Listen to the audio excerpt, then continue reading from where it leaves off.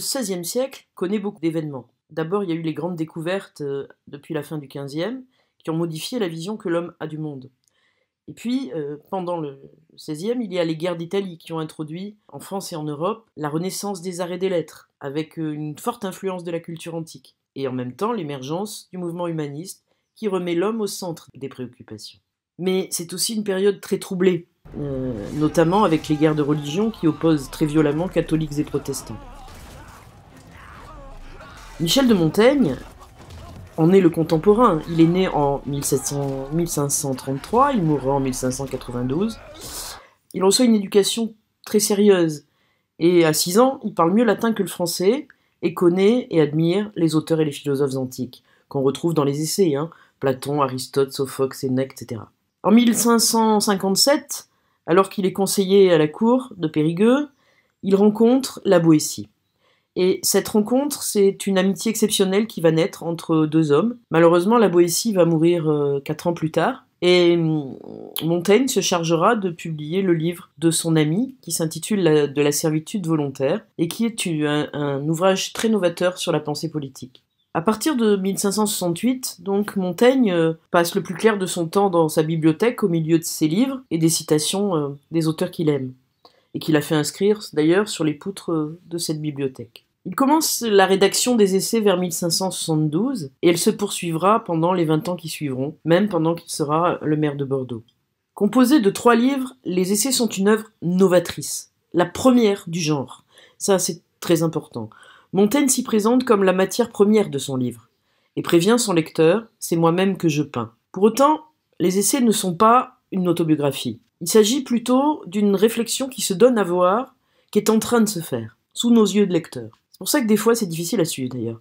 Montaigne traite de sujets très divers, des plus quotidiens aux plus philosophiques. Par exemple, le chapitre très connu de « Philosopher, c'est apprendre à mourir ». Il revendique lui-même la grande liberté qu'il prend dans ce livre, fait, selon ses propres mots, de sots et de gambades. Les crises de son siècle, et notamment les guerres de religion, poussent Montaigne à se montrer prudent à l'égard de toute certitude. Il choisit la plupart du temps une attitude sceptique, c'est-à-dire qu'il s'interdit de juger, de manière tranchée, dogmatique, intransigeante, dans les domaines de la politique, de la morale et de la religion. Le chapitre 31 des Cannibales, c'est le livre 1, date de 1579. Montaigne s'y interroge sur ces gens du Nouveau Monde que l'Ancien Monde qualifie de barbares. Il nous a informé qu'il avait reçu le témoignage d'un homme simple, incapable d'affabulation. C'est un gage d'authenticité, cet homme simple est en quelque sorte le pont entre deux mondes, le nouveau et l'ancien. Dans le passage que nous allons analyser, Montaigne fait l'éloge de la nature et du naturel, et remet en cause les prétendus progrès de la civilisation. Notre fil directeur cherchera donc à montrer comment Montaigne parvient à inverser l'argument ethnocentrique pour en faire un argument en faveur des peuples dits barbares et sauvages, ici les cannibales du Brésil. Or, je trouve, pour revenir à mon propos, qu'il n'y a rien de barbare et de sauvage en cette nation, à ce qu'on m'en a rapporté, sinon que chacun appelle barbarie ce qui n'est pas de son usage.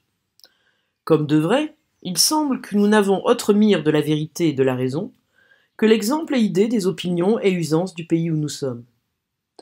Là est toujours la parfaite religion, la parfaite police, parfait et accompli usage de toutes choses.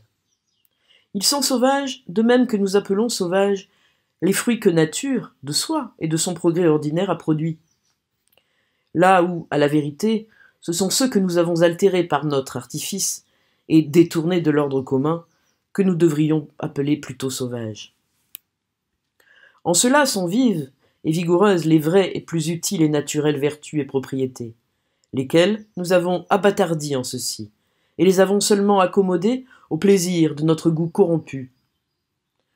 Et si pourtant la saveur même et délicatesse se trouve à notre goût excellente, à l'envi des nôtres, en divers fruits de ces contrées-là sans culture, ce n'est pas raison que l'art gagne le point d'honneur sur notre grande et puissante mère nature. Nous avons tant rechargé la beauté et richesse de ces ouvrages par nos inventions que nous l'avons du tout étouffée. Si, est-ce que, partout où sa pureté reluit, elle fait une merveilleuse honte à nos vaines et frivoles entreprises. Adveniunt edera sponte suamelius, surgit et insolis formisior arbutus antris, et volucres nulla dulcius artecanunt. Le lierre vient mieux à l'état sauvage. L'arbousier pousse plus beau dans les grottes désertes. Les oiseaux, sans art, ont un chant plus agréable. Voilà. Premier mouvement, dénonciation de la vision ethnocentrique des Européens. Deuxième mouvement, l'opposition entre naturel et culturel. Et enfin, un troisième mouvement qui montre la supériorité du naturel sur l'artifice.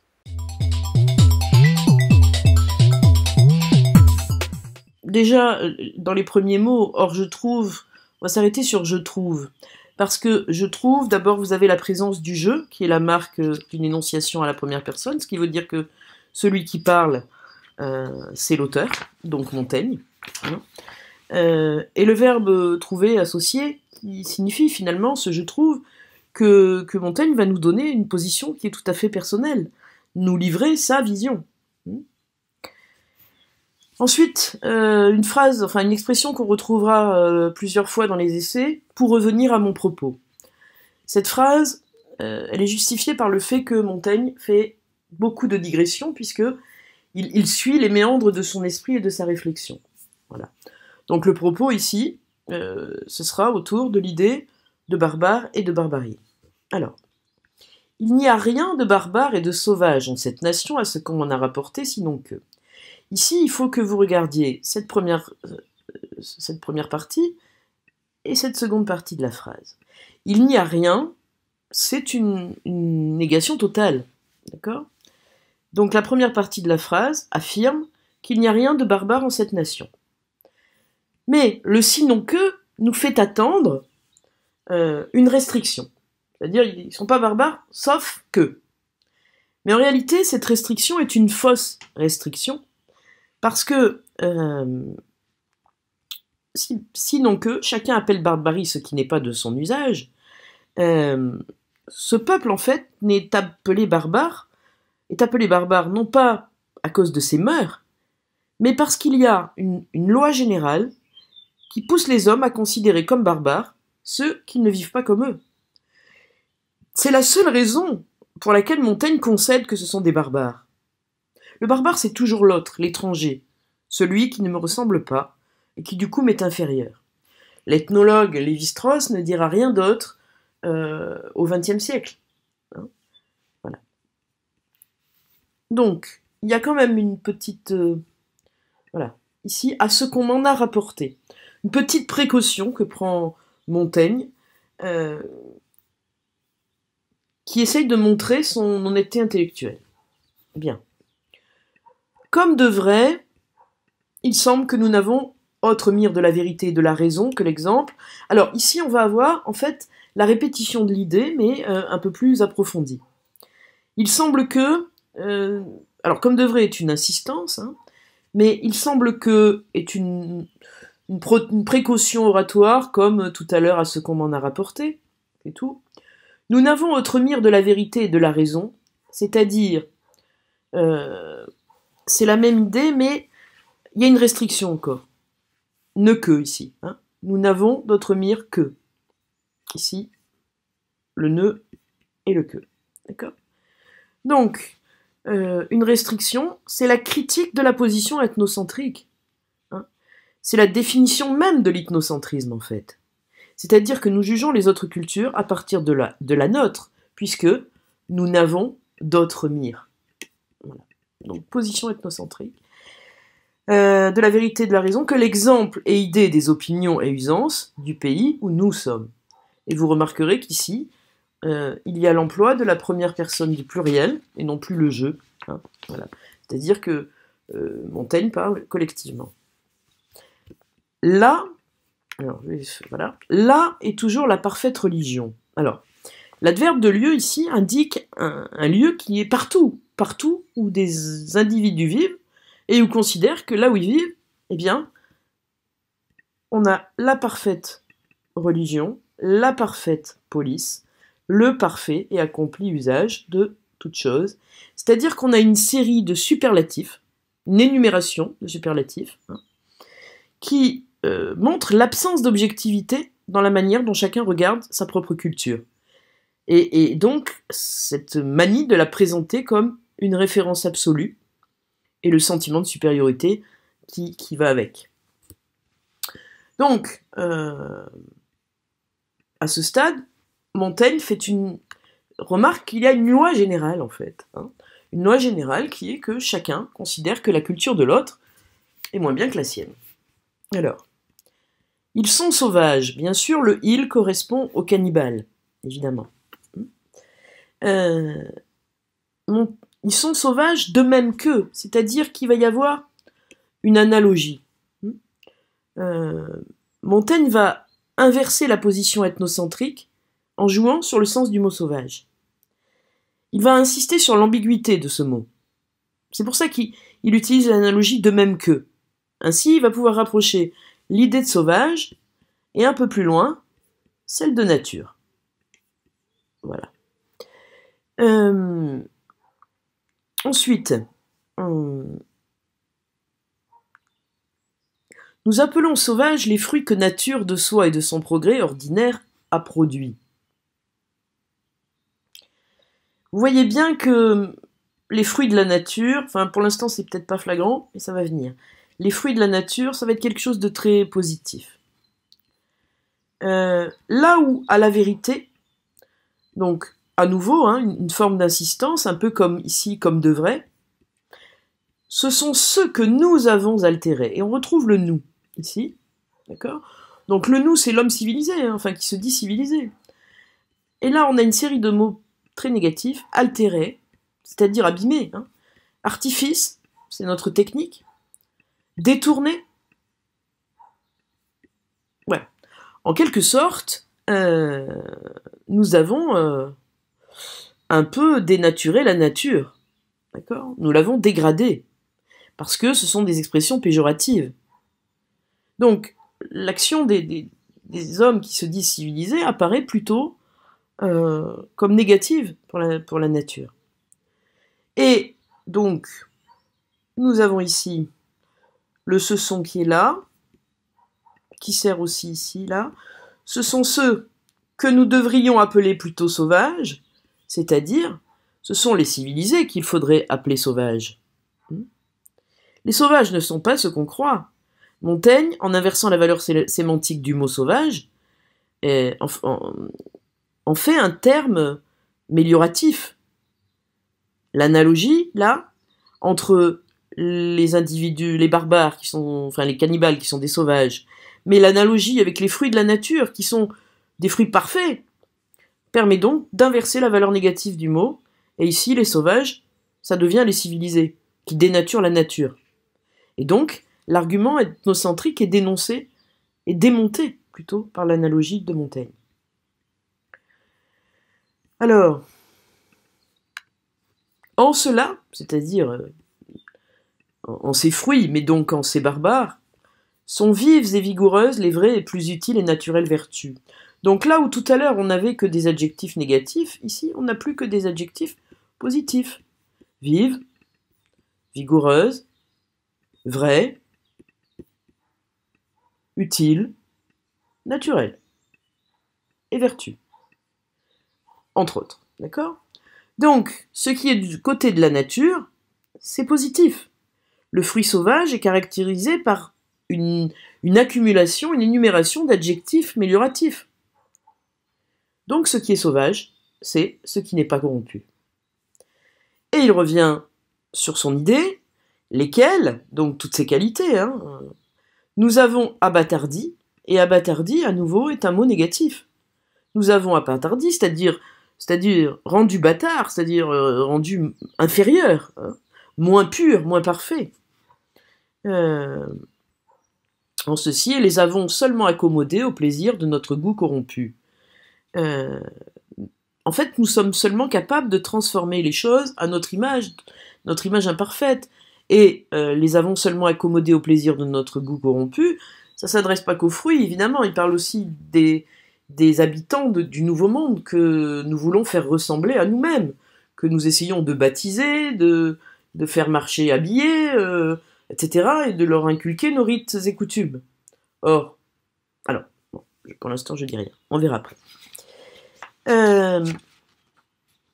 Donc, des termes négatifs pour qualifier les actions humaines, abâtardi, corrompu, etc. Bon.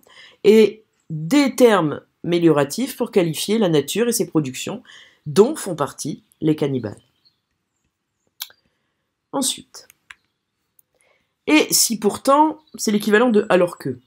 Alors que la saveur même et délicatesse se trouve à notre goût excellente. Donc il y a une sorte de paradoxe ici. Finalement, et si je continue, le paradoxe continue, donc la saveur même et délicatesse se trouve à notre goût excellente, à l'envi des nôtres, en divers fruits de ces contrées-là sans culture. Le paradoxe, il est dans le fait que nous dénaturons ce qui est pourtant à notre goût excellente, d'accord, contrairement à nos productions, à l'envi des nôtres, contrairement à nos productions. Et je ne sais plus ce que je voulais dire. Voilà, bon, enfin. Vous voyez bien que donc, nous dénaturons la nature, mais n'oubliez pas qu'ici, Montaigne parle des fruits certes, mais surtout des hommes. Voilà. Donc, par nos interventions, nous dénaturons les cannibales. Ce n'est pas raison que l'art gagne le point d'honneur sur notre grande et puissante mère nature. Alors, l'art, c'est la technique. À l'époque, c'est ce qu'on appelle la technique. Ce n'est pas raison, c'est pas raisonnable. Donc ce n'est pas raisonnable que l'art gagne sur notre grande et puissante mère nature, c'est-à-dire que il n'est pas raisonnable, conforme à la raison, que notre technique imparfaite l'emporte sur la perfection de la nature. Et évidemment, cette idée, c'est l'idée d'une nature parfaite, d'une mère nourricière. La nature est qualifiée, ici, un peu plus loin, je ne sais plus où, voilà, grande, elle est grande, elle est puissante, d'accord? Et nous, avec notre artifice, notre technique, nous gagnerions sur elle, alors que ce que nous produisons est moins parfait que ce qu'elle produit. Donc, c'est une remise en cause de la culture, enfin des cultures en général. Ici, l'opposition entre termes amélioratifs pour qualifier la nature et termes péjoratifs pour qualifier l'attitude humaine le montre parce que, qu'est-ce que nous avons fait nous? Nous l'avons du tout étouffé, c'est-à-dire complètement étouffé, complètement... Ouais. Si est-ce que partout sa pureté reluit, etc., d'abord on a l'oxymore, elle fait une merveilleuse honte à nos vaines et frivoles entreprises. Donc, l'oxymore, enfin, l'opposition ici, elle y est encore. Il y a la pureté de la nature, d'un côté, voilà, et de l'autre côté, il y a nos vaines et frivoles entreprises. Nos efforts pour transformer la nature à notre goût, la corrompre, sont vains. Enfin, ils la corrompent, mais finalement, nous n'obtenons que une merveilleuse honte. D'accord ? Et merveilleuse est à comprendre comme immense, énorme, et pas comme magnifique, évidemment. C'est pour ça que l'oxymore est... C'est pas tout à fait l'oxymore, du coup. Et merveilleuse honte, ici, c'est... Ouais, une gigantesque honte. Voilà.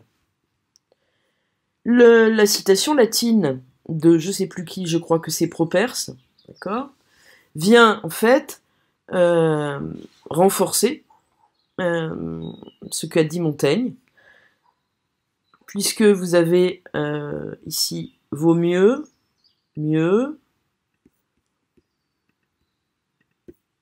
l'arbousier pousse plus beau, les oiseaux sans art, plus agréable. Donc, vous voyez, moins l'homme intervient, mieux c'est. Tout ce que nous prenons pour un progrès nous éloigne des origines et de l'authenticité primitive. Et donc, nous abâtardit, nous affaiblit. La nature humaine est bonne tant qu'elle reste naturelle.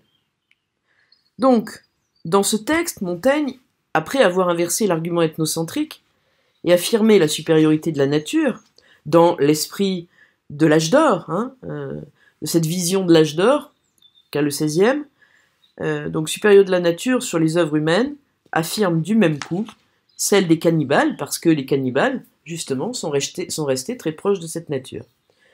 C'est donc une conception originale que propose ici Montaigne, qui sera à l'origine du succès du mythe du bon sauvage au XVIIIe, qui sera repris par beaucoup d'auteurs, et en particulier Rousseau, qui considéra que l'homme est bon naturellement et que c'est la société qui le corrompt.